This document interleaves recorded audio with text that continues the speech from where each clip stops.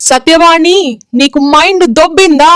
Cine actor Madhavilatha సాయిబాబాను నిందిస్తే ఆమె మాటలను ఖండించి బాబాను గొప్పగా పొగిడావు.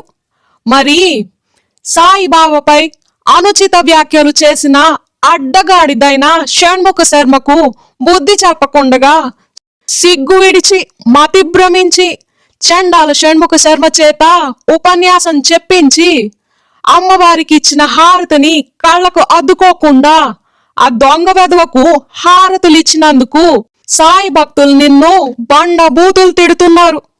ఆ బూతులు నువ్వు వింటే హుస్సేన్ సాగర్ లో పడి చస్తావే ముసలి ముఖందానా. అసలు షణ్ముఖ శర్మ బాబా నిందించిన విషయం నీకు తెలుసా తెలీదా? తెలిస్తే ఏం ఆలోచిస్తున్నావే సిగ్గులేని సత్యవాణి?